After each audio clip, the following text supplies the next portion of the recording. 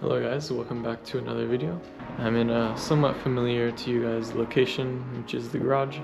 Like I said on last video, I was looking to make a Ranger video, but I ran out of content, so it's the weekend right now, and I'm going to try to get some progress done on this thing today.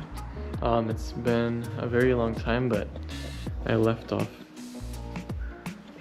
here, locating the shock tower and where the shock should be. And I had this little template I was cutting out.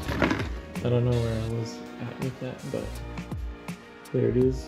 And then, so I'd like to, I'm not saying it'll get done, but it'd be cool to have the final cardboard mock-up piece complete for this, because I would love to get this thing on its own weight. I mean, technically it's on its own weight, but not sprung weight. So yeah, I want to work on that today. As you can maybe see, the tubes are getting slightly rusted because of how long it's been sitting. I'm surprised it's not more rusty because I've had this cage for like 2 years. Actually, maybe even longer than 2 years. And it still hasn't rusted, but maybe that's because of the hot water heater, like keeping the humidity lower in here. But I have the steel in the corner, and I'm thinking that maybe once I get paid I could go and get one of those belt sanders that go onto an angle grinder, and I could get this thing prepped out and spray it down with some paint so that it doesn't rust. I was waiting to get more trick tabs in before I painted everything so that I would have to grind down the paint to go again, but I'll probably just end up painting it, and then if I have to add more tabs. If I have to add more tabs, then I'll just weld over the paint, and then it'll be fine if I do it like that. And then I could touch it up later with some Steelit.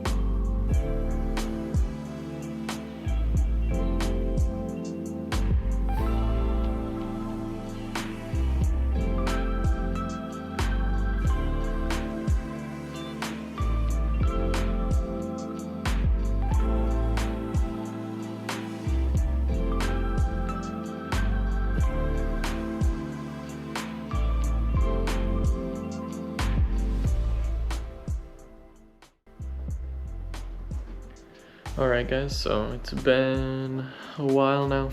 You saw my time lapse, and I was just cleaning up and trying to make this stuff all work. Unfortunately, I do have to go to work, do some work.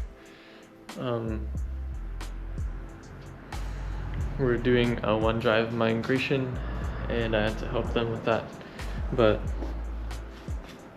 I got my little, I should not have made this out of stainless. That's just what I had lying around, and I thought it would be thin and easy to work with, but so I was just drilling out the bottom hole, and the plan for that is just to get the first shock mount roughly like made so that I can make a real template out of something thick. But that's gonna sit like right here, and I'll go out a little bit, and you saw it before, but since then I've been mocking that up, and I clearanced this a few times, so I'm not gonna worry about these two tubes anymore. Instead, I'm gonna plan on only worrying on the first shock once I get the first shock in, since I already did the spacing, I should be able to sort of massage the second shock to where it has to be, and then they'll be both connected together, and then I'll know where to go off from there. And then once I get that box structure in, like I said before, then I could tie in this tube and that tube. But yeah, that's gonna probably be it for today. I didn't work for too long, because I had to work at my job. Alright guys, so it's a new day. I didn't get a whole lot done yesterday. I just cut off that and cleaned it up a little bit, and I was mocking up a little template for the shock mounts. But today I also don't have a whole lot of time. I only could put in like an hour or two, but I'm surprised that I even came out here because I'm not feeling very motivated today. But I'll update you guys along the way, and I'll try to keep the time lapse rolling, or maybe I'll just show you guys what I'm doing. But yeah.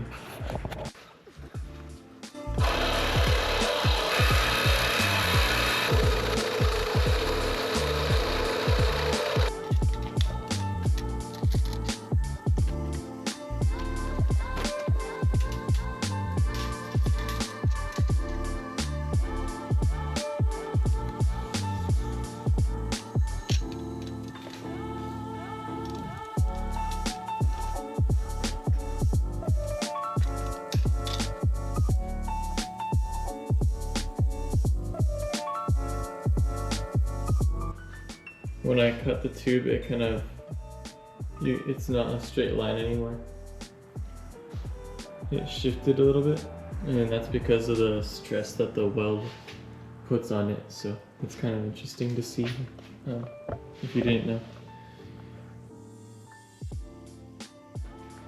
I cut this one really close, so it won't be as hard to clean up, but yeah, now that's all cleared up. On this side too.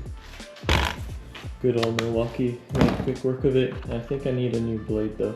I did mock this up here, and I just have to make some adjustments to it. I'm gonna cut this flat because it kind of sits in it like this edge right here is pointing downwards too much.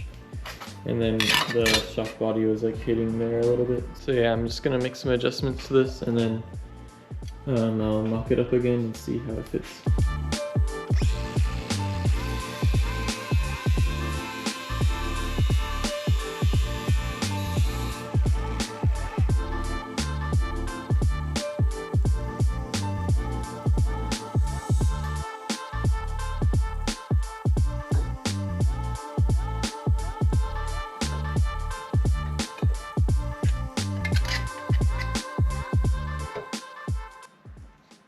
Yeah, it fits pretty good. I don't know if you guys can see that, but it's gonna sit about here, I'd say. The shock pocket is about halfway, here to here. It's a little twisted though. I'm not sure if I showed this to you guys yet, but there hasn't been a whole lot of information I could find on making shock mounts for a linked truck. Actually, I want to say that there's no information. I couldn't find much at all, if any. So this is the method that I'm using to kind of make sure everything's straight. So I have a string on this bolt hole, and it's exiting the top part. And I also have another string right here, and it just became loose. So I tightened up the string, and what that does is it kind of gives me a center line, because if you were to measure something, or like if you try to measure straightness or flatness on the top of this link, the way the links are, they're kind of like, they go up and then they go down, so they're not flat. So you want to measure based off of this center line sort of thing. I'm not sure if this is the right way or not to do it, but that's the only way that I could come up with to find an actually straight thing.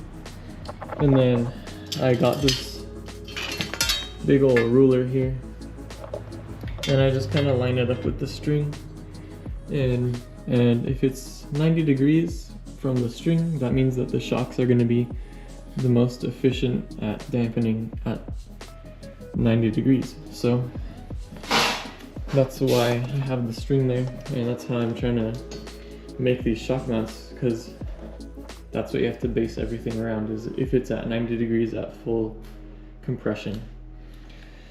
So, I mean, this looks like it's working pretty good. I'm gonna measure it with this and see if I have to move it anywhere else, and then if that checks out, I'll probably try to drill this hole out and then mount the bypass shock. One thing that's going to be a little bit more difficult is this plate is sitting kind of 90 degrees from this tube, but I still probably will have to figure out if it needs to be like kinked like this or like that because of the bypass. But I'm thinking that it won't have to be, because they sit sort of similarly. You can actually kind of see that the link is pointed inwards, so maybe I will have to have this more in and then lean it outwards a little bit for the bypass shock, but we'll see.